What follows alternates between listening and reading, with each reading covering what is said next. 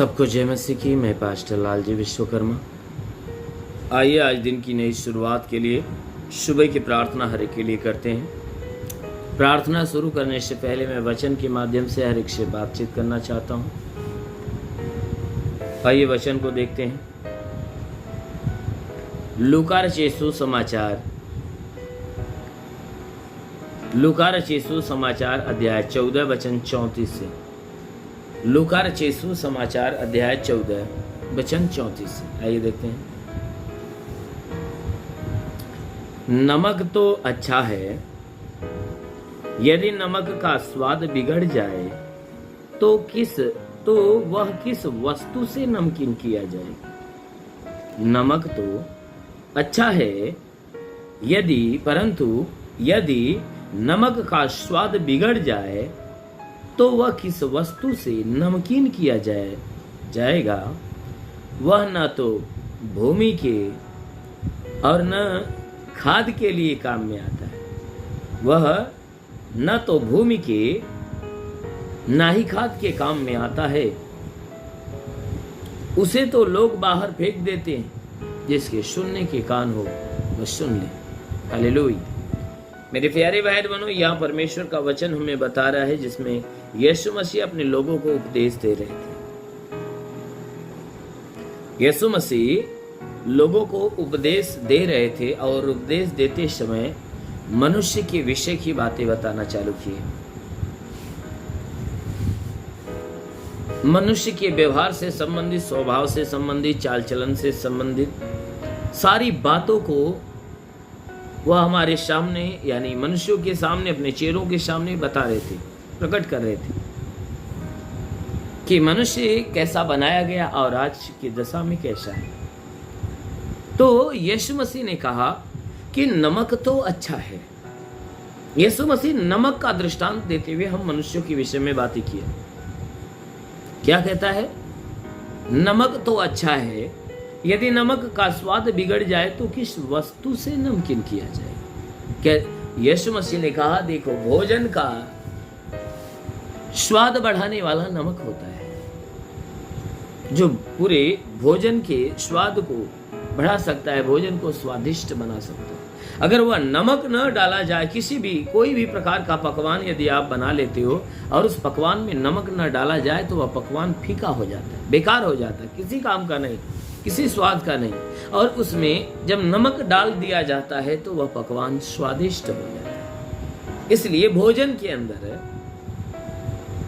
अंदर नमक का जो दर्जा है वह सबसे महान है, क्योंकि नमक ही एक है जो भोजन में स्वाद भरता है। इसलिए मेरे प्यारे भाई बहनों, नमक का दर्जा यीशु मसीह ने बहुत उत्तम दिया है। ठीक उसी प्रकार कह रहा है कि नमक तो अच्छा है, अगर उसी नमक का स्वाद बिगड़ जाए तो किस वस्तु से नमकीन किया जाए। जिस नमक को आप भोजन के अंदर इस्तेमाल करते हो, बाई द वे वह नमक अपना स्वाद त्याग दे, या बाई द वे वह नमक खराब हो जाए, उसमें मिट्टी पड़ जाए, रेत पड़ जाए, तब फिर दोबारा किस वस्तु से भोजन को नमकीन किया जाए। मेरे प्यारे भाई बहनों, यीशु मसीह ने कहा किस वस्तु से नमकीन किया जाएगा, क्योंकि नमक ही है जो नमक का स्वाद दे सकता है, नमक का स्वाद कोई और नहीं दे सकता।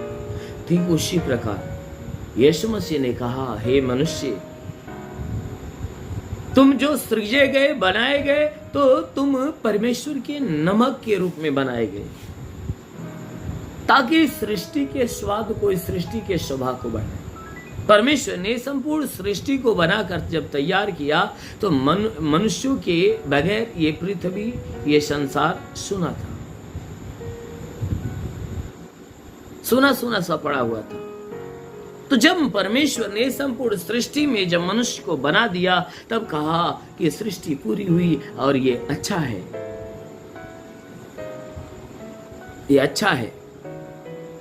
मेरे प्यारे भाई बहनों, जो स्वर्ग में बैठा हमारा परमेश्वर है, वह हमें इस संसार में जब बनाया तो एक नमक की तरह बनाया, ताकि संसार की शोभा बढ़ाए। इसीलिए कहता है अगर वह नमक ही बेकार हो जाए तो फिर किस वस्तु से शोभा और स्वाद बढ़ा सकते हो। कोई वस्तु नहीं। कहता है कि वह नमक जो खराब हो गया होता है वह किसी काम का नहीं होता, ना ही किसी भूमि पे डालने के योग्य, ना ही किसी खेत में खाद के काम में आ सकता है। कहता है नमक अगर खराब हो जाए तो वह कोई भी व्यक्ति अपने घर के आंगन में या किसी रूम के भीतर जमीन पे उस नमक को फेंक नहीं देता, क्योंकि जब नमक बिगड़ जाता है तो वह जहां भी डाला जाएगा वह बिगाड़ेगा। इसलिए कहता है ना ही वह भूमि पे काम में आता है और ना ही खाद के लिए काम में आता है। कोई व्यक्ति नमक को अपने फसलों में नहीं फेंक सकता, अपने उपज में नहीं फेंक सकता, क्योंकि वह नमक उस उपज को खराब कर देगी। इसीलिए कहता है कि वह नमक जो खराब हो जाता है ना ही वह भूमि के और ना ही खाद के लिए काम आता है।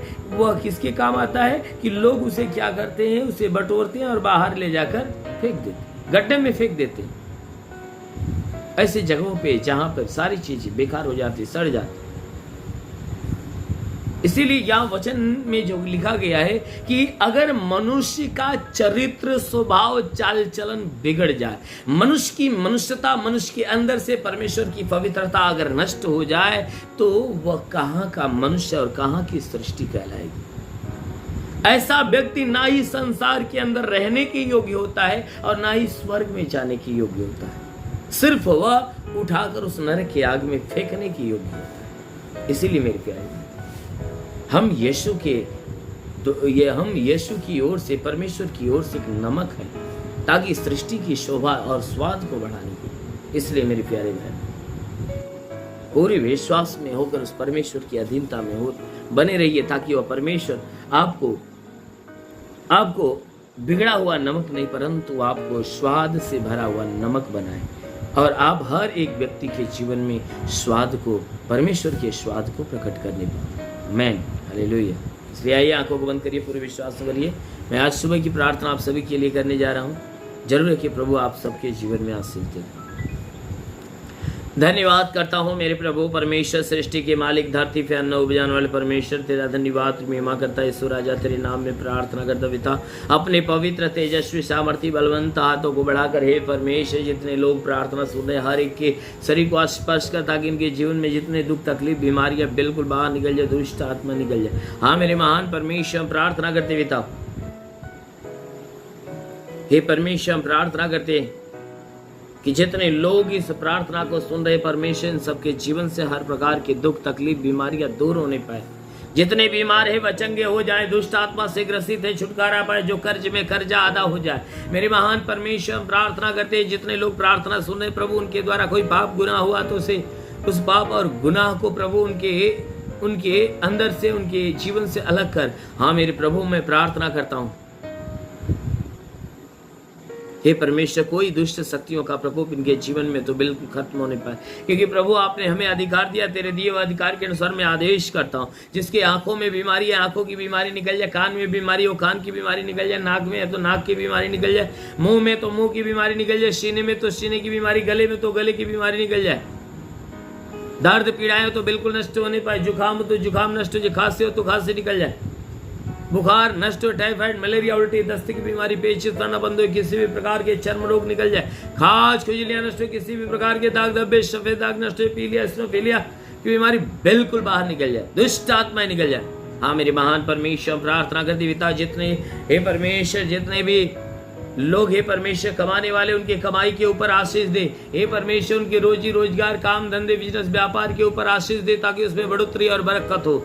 हाँ मेरे महान परमेश्वर, हम प्रार्थना करते पिता, हे परमेश्वर, हम प्रार्थना करते पिता, जिसके पास रोजगार नहीं रोजगार मिले, नौकरी नहीं नौकरी मिले, जो गरीबी के श्राप में छुटकारा पाए, कर्ज में कर्जा आधा हो जाए। हे परमेश्वर, हर एक का जीवन तेरे अनमोल आशीषों से भर जाए, कोई प्रकार का बंधन के जीवन में बंधन टूटने पाए, कोई श्राप हो तो श्राप मिटने पाए। हाँ मेरे महान परमेश्वर, प्रार्थना करते घर के कोने कोने में तो अपना अनुग्रह होने दे। मेरे परमेश्वर, प्रार्थना करते हैं कि पिता, इनके जीवन में जिस बात की घटी है उसे भर दे मेरे प्रभु, हर रुके हुए अधूरे काम पूरे होने दे मेरे प्रभु। हम प्रार्थना करते हैं, तूने हमें हे परमेश्वर, हमें अधिकार दिया, कहा मैं तुझे शाप और विच्छुक रौंदने का, शत्रु की सारी सामर्थ्य पे अधिकार देता, किसी के द्वारा तुम्हें हानि नहीं होगी। मेरे प्रभु, हम विनती करते हैं कि परमेश्वर, हे परमेश्वर, जो तूने अधिकार दिया, तेरे दिए अधिकार के अनुसार मैं आदेश करता हूँ कि इनके सर से पांव के बीच की हर एक बीमारियां निकल जाए। घरेलू विवाद, पति पत्नी का विवाद समाप्त हो जाए, जमीनी विवाद समाप्त हो जाए। हे परमेश्वर, जीवन में जो भी समस्याएं दूर हो जाए, हर एक समस्या, हर एक विपत्तियां यीशु के नाम से निकल जाए। हाँ मेरी महान परमेश्वर, प्रार्थना करते पिता, तेरा साथ इनके साथ, तेरा हाथ इनके सर पे बना रहे, अनुग्रह शांति से भर मेरे प्रभु। हम विनती करते पिता, हे परमेश्वर, अपनी महिमा की आशीष से इन्हें भर दे, क्योंकि वचन में लिखा गया कि यदि तू परमेश्वर को शरण स्थान और धाम मान लिया, कोई विपत्ति तुझ पर न पड़ेगी, ना ही कोई दुख तेरे डेरे के निकट आएगा। परमेश्वर यहोवा अपने स्वर्गदूतों को तेरे निमित्त आज्ञा देगा, तू जहाँ कहीं जाए तेरी रक्षा करे। हाँ मेरे महान परमेश्वर, प्रार्थना करते हैं स्वर्गदूतों को इन सब के लिए आज्ञा दे कि स्वर्गदूत इनके प्राणों की रक्षा करे, जीवन की रक्षा, शरीर की रक्षा, घर की रक्षा, परिवार की रक्षा करे। हाँ मेरे परमेश्वर, हम प्रार्थना करते पिता, हे परमेश्वर, हम प्रार्थना करते हैं जितने लोग अपने जीवन में निराश और उदास है, उनकी निराशा, उनकी उदासी को समाप्त, हाँ मेरे प्रभु, उनकी उदासी को समाप्त कर उनके जीवन में अनंत काल की खुशी आने दे। मेरे महान परमेश्वर, प्रार्थना करते पिता, जितने सेवा करने वाले लोग हैं प्रभु, उनके सेवकाई के क्षेत्र में आशीष दे, ताकि उनकी सेवा दिन प्रतिदिन बढ़ती जाए। हाँ मेरे प्रभु, उनके सेवकाई के क्षेत्र में हे परमेश्वर, शैतान का कोई हस्तक्षेप न होने पाए। मेरे महान परमेश्वर, प्रार्थना करते यीशु राजा, तेरे नाम में इनके लिए तेरी हर एक आशीष और चंगाइयां मांगते हैं। आमेन। परमेश्वर हर को आशीष दे। God bless you. धन्यवाद। इस वीडियो को लाइक करें, हमारे चैनल को सब्सक्राइब कर बेल आइकन जरूर प्रेस करें हमारी लेटेस्ट वीडियो सबसे पहले देखने के लिए।